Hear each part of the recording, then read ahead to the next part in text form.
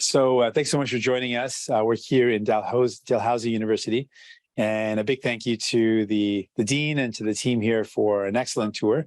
And we were able to meet with some students, and I wanted those students to know that we're going to need them a lot, because we are really proud that we fought hard to force this government to deliver on the first major expansion of our healthcare system in a generation, which is to include dental care. So by the end of this year, seniors, children 18 and under, and people living with disabilities will be able to see their dental care needs met. This is going to save them money. It's going to save them up to $1,200 or more annually. And it's going to save them the pain and often the embarrassment of not having good oral health. We know this is a major concern for so many people. We've heard stories from people who felt like they didn't have the same worth or value in society because they couldn't smile because their teeth were not healthy, and that it impacts their ability to get a job. It impacts their overall health. So we really believe this is going to be life-changing. We're proud that we forced this government to deliver, and now millions of Canadians will be able to get dental care for free because of what New Democrats forced this government to do. So we're proud of that. We also are able to put more money in people's pockets by doubling the GST rebate, which is also going to save an additional up to $500 per family. So in total, families are going to see a savings of $1,700 on average, which is really significant given how the cost of living is really squeezing people. I'm proud of that. We know there's more work to be done, though. So I'm not satisfied. I'm proud of the hard work we've done. I'm not satisfied. I know the government's not delivered on important things like employment insurance, that for Atlantic provinces has long been a concern. We need to make sure that our employment insurance is there for people when they need it, particularly if, as economists have said, a recession is likely. And the other really massive gap in this government's priorities is not responding to the need of housing. Here in Nova Scotia, I know housing is something that's really top of mind. People are really struggling to find something that's affordable. And that's an area that the government did not respond to, that the Liberals did not really take seriously. And we're going to continue to fight to make sure that housing is something that we take seriously, that we force this government to deliver on, because people right now need to know that they can find a place that's in their budget, and that is not the case. Donc, on est fiers aujourd'hui de partager que on a forcé ce gouvernement de mettre en œuvre un programme de soins dentaires. Pour la première fois, on a augmenté nos soins de santé pour inclure quelque chose comme ça. C'est historique, on est fiers. Et on a parlé aujourd'hui avec les étudiants et on a dit qu'on a besoin de vous parce que dans l'avenir, les soins dentaires vont être gratuits cette année pour nos aînés, pour les enfants de moins de 18 ans et pour les gens en situation de handicap.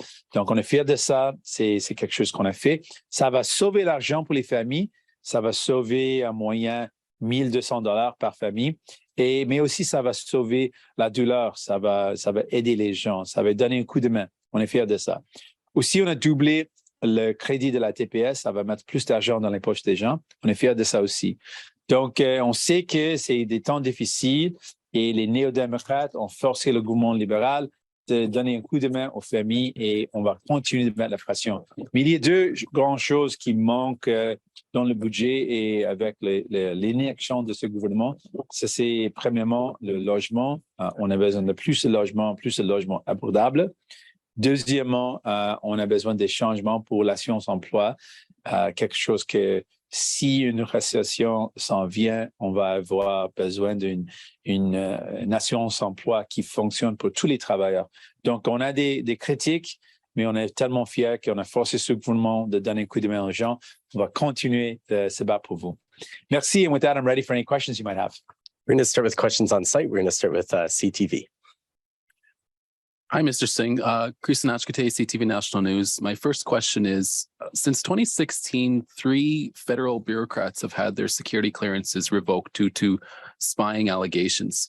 How much of a concern is this to you, and what information do you want the government to provide about why those employees revoked? They're very serious allegations. I read about them as well. Or they're very serious concerns. The fact that federal employees, their bureaucrats were removed because of allegations of spying. This is very serious, very concerning. And it really all points back to why we've been calling for a public inquiry into foreign interference. This is a matter that touches to the very confidence people have in our electoral system. And I want to make sure people feel confident. People need to know that their vote matters. Their vote matters because look at what New Democrats were able to achieve. Because people voted for us, we were able to bring in the expansion of our healthcare to include dental care. But if people feel like their vote doesn't matter, if people have more and more apathy, if they feel like foreign interference is influencing nomination meetings, it will impact people's participation. And I don't want that to happen. And the only way to really clear the air to give Canadians some confidence about what's happening is to have a public airing through a public inquiry, something that's transparent and something that's independent to give Canadians confidence in our electoral process and that we're taking the steps necessary to safeguard it. Do you have a follow-up? Yep. Also, Mr. Singh, another Indigenous woman was found in the Winnipeg landfill yesterday. Just want to get your comments. What does the city need to do? What does the police need to do? And what is your message to the families all impacted by this? I don't know if I could express the words to convey how horrific this is. Indigenous people have long been advocating and saying that we have been made to feel like we don't matter, that our lives don't matter, that our bodies don't matter. And the discovery of another woman in a landfill is heartbreaking, it's heart-wrenching, and it expresses that exact sentiment that Indigenous bodies and lives don't matter. And that is so wrong. That is so incredibly wrong. And it really highlights how important it is to put in place every single step required by the missing and murdered Indigenous women and girls. That commission laid out a path for what we can do to save lives. That has to be done. Women are dying, lives are being taken, and we have to take it seriously. And so far, we've not seen those calls for justice implemented. There are key steps that need to be taken.